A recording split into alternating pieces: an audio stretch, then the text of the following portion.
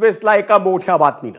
मुंबईतल्या प्रभादेवी येथील ब्रिटिशकालीन एल्फिन्स्टन पुलाच्या पाडकामाचा वाद अजूनही मिटलेला नाही.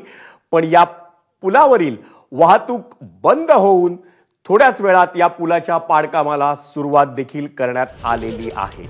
मात्र प्रभादेवी आणि परळ परिसरांना जोडणारा हा 125 वर्ष जुना एल्फिन्स्टन पूल याच्या पाडकामाला सुरुवात झाली आहे.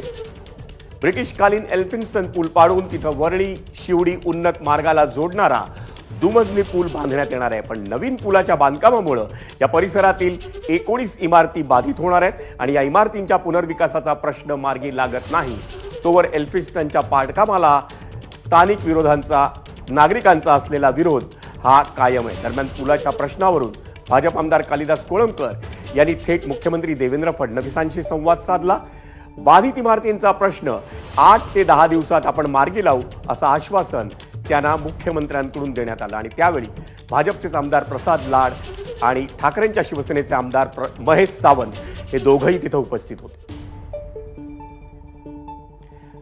आणि या संदर्भात अधिक माहिती जाणून घेऊया. आपला प्रतिनिधी अजय माने हा बऱ्याच काळापासून त्या पुलाच्या परिसरात आहे. अजय, नेमकी परिस्थिती काय आहे? वाहतुकीसाठी बंद होणार होता पण प्रत्यक्षात पुलाच्या पाडकामाला देखील सुरुवात झालेली आहे. खरं तर MMRDA कडून सांगण्यात आलं होतं की हा पूल वाहतुकीसाठी बंद करण्यात येणार आहे.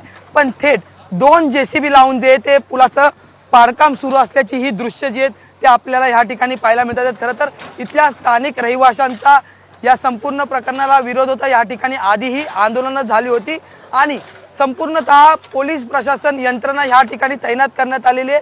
पुलाच्या जवळ ज्या ठिकाणी पाडकाम चालू आहे त्या ठिकाणी सुद्धा आपण बघितलं तर पोलीस कोणालाही थांबून देत नाहीयेत. आणि आता जो परळच्या भागातून येणारा जो रस्ता आहे त्या ठिकाणी हे खोदकाम सुरू झालेलं आपल्याला पाहायला मिळतं. मुद्दा असा होता की इथल्या रहिवाशांच्या पुनर्वसनाच्या प्रश्नावरून इथले रहिवासी सतत आंदोलन करत होते. आजही तशी भूमिका होती आणि त्या पार्श्वभूमीवर मोठा पोलीस फौजफाटा या ठिकाणी तैनात करण्यात आला होता. पण इथले स्थानिक जे आमदार आहेत कालिदास कोळंबकर भाजपचे, त्यांनी आणि भाजपचे विधान परिषदेचे आमदार प्रसाद लाड यांनी राज्याचे मुख्यमंत्री देवेंद्र फडणवीस यांच्यासोबत संवाद साधला असल्याची माहिती त्यांनी दिलेली आहे. त्यांनी म्हटलंय की इथल्या स्थानिकांच्या मुद्द्यावर येत्या 8 ते 10 दिवसात थेट राज्याचे मुख्यमंत्री देवेंद्र फडणवीस यांच्यासोबत जे ती बैठक लावली जाईल, मीटिंग घेतली जाईल आणि त्याच्यासोबत इथल्या स्थानिकांच्या पुनर्वसनाचा क्लस्टर मार्फत पुनर्वसन करण्याचा मुद्दा जो आहे तो उपस्थित केला जाईल आणि त्याच्यानंतर यांचं पुनर्वसन केलं जाईल. आता ही आपण पुलाची दृश्य जर पाहिली तर संपूर्ण पूल जो आहे तो एका साईडला खोदकाम सुरू आहे तर दुसऱ्या साईडला हा पूल जो आहे तो आता वाहतुकीसाठी बंद केलेल्याची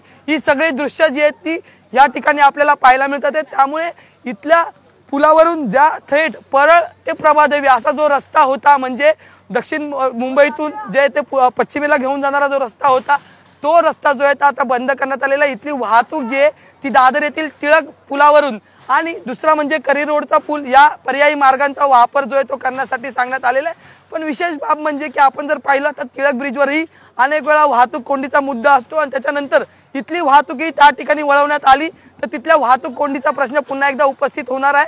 आणि दुसरं म्हणजे की ह्या ठिकाणी जो नवा पूल बांधण्यात येणार आहे तो म्हणजे की शिवडी ते एकंदरीत कोस्टल रोड असं कनेक्टिव्हिटी असणार आहे. त्यामुळे अटल सेतूला थेट एका समुद्रातून दुसऱ्या समुद्राचा जो मार्ग आहे तो जोडण्याचा प्रयत्न MMRDA कडून असणार आहे आणि त्यासाठी या पुलाचं पाडकाम करून दुमजली जो पूल आहे तो या ठिकाणी करण्यात येणार आहे. त्यामुळे इथल्या 17 इमारतींचा प्रश्न जो आहे तो ऐरणीवर आला होता कारण की त्याच्यामुळे इथल्या इमारतींना हादरे बसणार होते आणि त्यांना खाली करण्यात येणार आहे. पण त्यांचं नेमकं पुनर्वसन कुठं करायचं आणि त्या पार्श्वभूमीवर इथल्या स्थानिकांनी अनेक वेळा आंदोलनं केली होती आणि आजही तीच भूमिका होती. आमदारांसोबत त्यांची बैठक झाली आणि त्याच्यानंतर या बैठकीतून थेट राज्याचे मुख्यमंत्री देवेंद्र फडणवीस यांना जो आहे तो फोन लावण्यात आला होता आणि फडणवीसांनी असं सांगितलं की येत्या 8 ते 10 दिवसात इथल्या जो आहे तो स्थानिकांचा जो मुद्दा आहे पुनर्वसनाचा तो सोडवण्यात येईल आणि क्लस्टर मार्फत ह्यांचं पुनर्वसन करण्याचं आणि पर्यायी जवळच्या भागात ह्यांचं जे ते पुनर्वसन केलं जाईल. आपण जर पाहिलं तर ज्या पुलावर आपण या मुद्द्यावर आपण येऊया.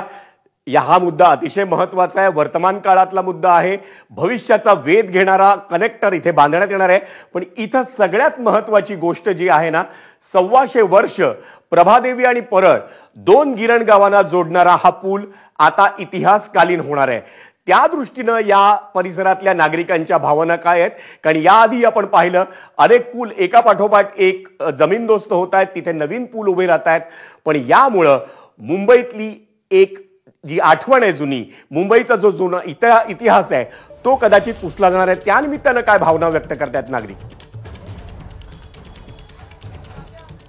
आपण जर पाहिलं तर इथल्या ज्या स्थानिक रहिवाशांचा मुद्दा होता, त्यांना आश्वासन जे ते स्थानिक आमदारांकडून सांगण्यात आलेलं आहे की 8 ते 10 दिवसात तुमचा पुनर्वसनाचा जो प्रश्न आहे तो सोडवला जाईल. आणि त्या पार्श्वभूमीवर जे ते एकंदरीत स्थानिक आमदार कालिदास कोळंबकर यांनी त्या रहिवाशांसोबत चर्चा केलेली आहे. आणि दुसरी बाब म्हणजे की हा संपूर्ण पुलाचा जो एकंदरीत भाग आहे त्या ठिकाणी पूर्णतः बॅरिगेटिंग जे ते केले गेलेले, माध्यमांना पुलाच्या बाजूच्या आतमधल्या साईडला थांबवण्यात आलेलं आहे. तर रहिवाशांना या ठिकाणी थांबू दिलं जात नाही आहे. पोलिसांकडून सतत इथल्या रहिवाशांना जे ते या ठिकाणी थांबू नका, गर्दी करू नका असं सांगण्यात येत आहे. आपण जर पाहिलं तर समोर बॅरिगेटिंग सुद्धा करण्यात आलेली, त्यामुळे कोणीही पुलावर येऊ नये किंवा मग आंदोलनाची भूमिका घेऊ नये. त्या पार्श्वभूमीवर खबरदारी जी आहे ती विशेष घेण्यात आलेली आहे.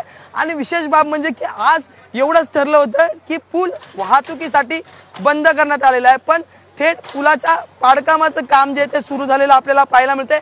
समोर हाच महत्वाचा मुद्दा आहे. मला वाटतं तुझ्याशी समोर बातचीत करण्याच्या निमित्तानं जो पुढे येतोय अजय, की आज एल्फिन्स्टनचा पूल 125 वर्ष जुना पूल हा वाहतुकीसाठी बंद होणार होता. वाहतुकीसाठी बंद झाला खरा, पण त्याच वेळी या पुलाच्या पाडकामाला देखील सुरुवात झालेली आहे आणि त्यामुळं मुंबईचा एक इतिहास पुसला देखील जाणार आहे.